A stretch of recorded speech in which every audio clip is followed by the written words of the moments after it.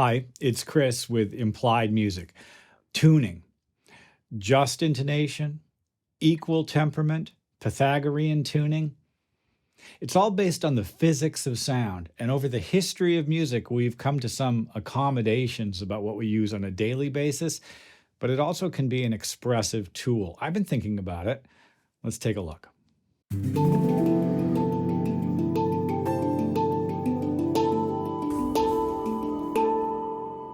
So tuning for me has always been one of those things which seems a little magical, and I think it is magical. Tuning is the way we talk about the number of vibrations per second, usually by some amount of time, and how we bring different instruments, different sources of sound into correlation with each other. But it's not just that, because every instrumental sound contains in it a fundamental pitch that we hear, plus an overtone series, upper harmonics that are in whole number ratios to the original fundamental. An instrument sounds good or bad, usually timbrally to us, based on those upper harmonics and whether they're in tune or not. A string, when plucked, has a certain set of harmonics, a trumpet has another, and I've done a pretty thorough look at that. You should just go watch this video and then come back. But if you don't want to, just know this. The upper harmonics of every instrumental sound are in whole number ratios to each other. And those whole number ratios create a sort of a potential scale when you fold them back down into the octave of the fundamental. That scale is the just intonation scale, but it's not the way we tune our pianos. I'm a pianist. I grew up with a equal tempered piano. Let's take a look at, how this works, and maybe we'll start on the screen here. So the first thing I want to bring your ears' attention to is a thing called beating. If you have two sound sources, and here I've created a retro synth with two oscillators, and I'm going to start off with them tuned exactly the same. See this 0 cents? Okay. And over here on the analyzer, you can see perfectly stable bars. Well, watch the bars as I gradually increase the pitch of oscillator 2.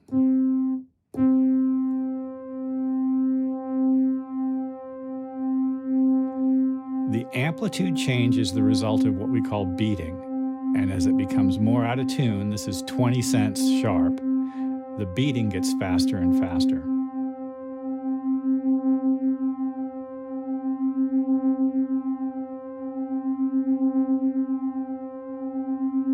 At 50 cents sharp, I hear a fast beat and a slow beat. I'll shut up, I want you to listen. I'm going to bring it back down.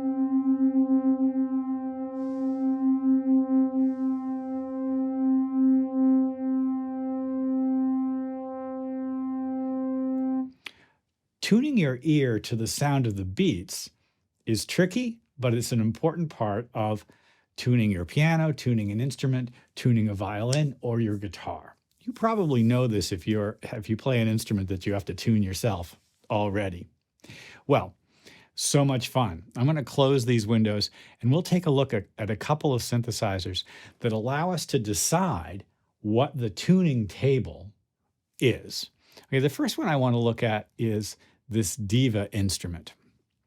So Diva is a plug-in synth that you have to sort of buy separately, but it gives you the opportunity to micro-tune your synthesizer. You've got a bunch of choices about what you're going to do, and all of these, it's well worth looking them up a little bit, will have a slightly different effect. Well, I've chosen Pythagorean tuning at A440. The Pythagorean tuning does something that's really interesting. It tunes fifths as perfectly as possible. If I begin on a specific pitch, say C, and tune the G to the C, I want to tune it so that that fifth doesn't beat.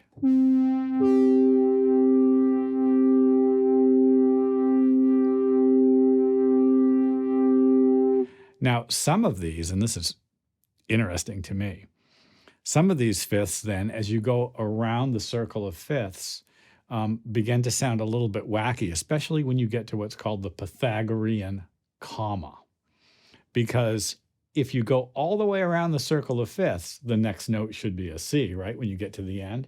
But it turns out that that perfect fifth, when you tune it to the F below it, is not really at the octave or not the C that you started with. So you get some fifths which sound quite nice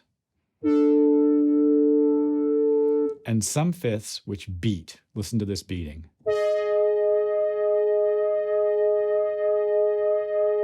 That's an A flat and an E flat. The first fifth was a D and an A.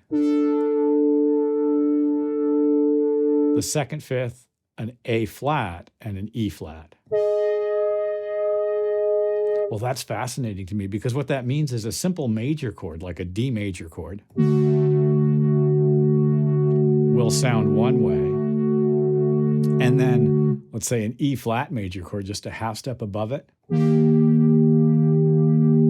will have a strong beat. Do you hear the difference? It's subtle. Let's go from E flat to C. E flat. Very fast beat. C.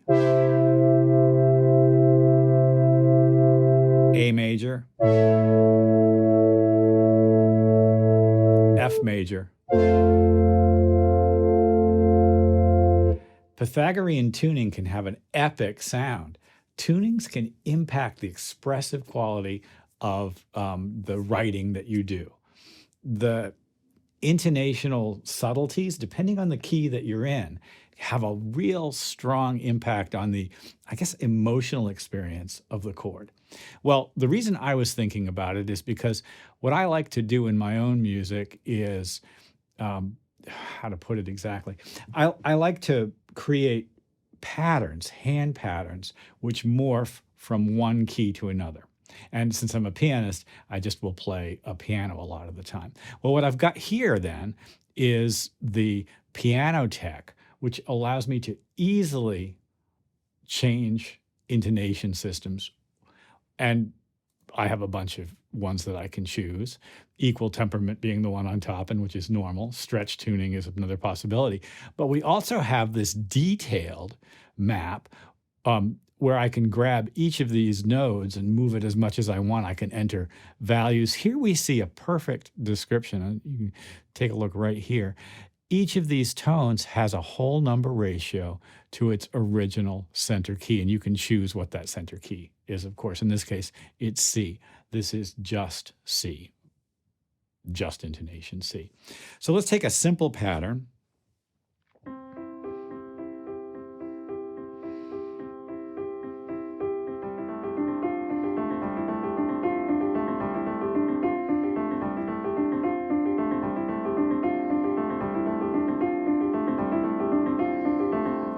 And let's listen to what that would sound like if I put it into a different key. So I was playing G, A, D, F in my right hand, and C, E, G in my left. Let's change it to the key of A flat. So all these pitches will change accordingly.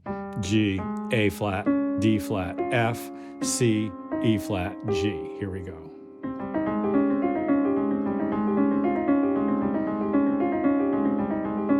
Do you hear the slightly kind of like wonky biting quality that has?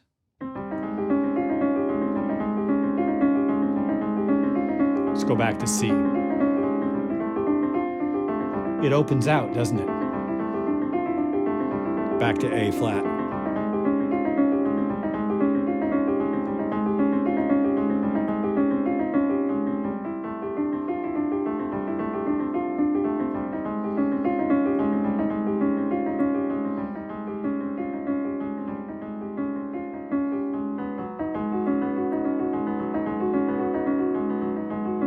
That's interesting, right? There's a couple of G flats in there, and that's really wonky. That's a fifth, G flat and D flat. Wang! It's the origin of what's called the wolf tone. Well, I'm just a giant fan of working with intonation for expression, and it's not something you can ordinarily do. Well, back in the 60s, 70s, and 80s, composers began to explore this idea. And in fact, Lamont Young, the composer, tuned his entire piano to perfect whole number ratios, just C. Yoko Ono, we've been thinking about Yoko Ono this month, studied with Lamont Young. And Lamont Young did something interesting, which is to amplify the piano. When you amplify the sound, the beats become even more present, and it can be a really physical experience. In the 80s, when I was in New York, Glenn Branca had his electric guitar orchestra. I saw it a couple of times. He had a bunch of guitars, and he'd move the frets. He could amplify everything quite loud, and the wall of sound, while it took some adjusting to, left a lasting impression, so that equal temperament after that sounds a little bit weird. There are contemporary composers using the same approach as well, tuning pipe organs to Pythagorean or just intonation, or even more exotic or unusual intonations. If I can think of a few, I can't think right now, I'll write them down below on the screen. Well, we have a unique opportunity with synthesizers, and there's actually a system for creating new scales called Scala, and you can actually import Scala tuning scales into your synthesizers. A bunch of them do support it, and it's well worth checking out. Learn, however, at the absolute basic level to recognize the speed of the beats. And sometimes you may find that on your guitar or on your keyboard, there'll be a couple of places that just sound kind of wolfy. The beats are crazy fast. If you embrace that, it can become part of the expressive vocabulary of your music. Well, I hope this has been useful. Like and subscribe. Click that subscribe button. And I'll see you next time.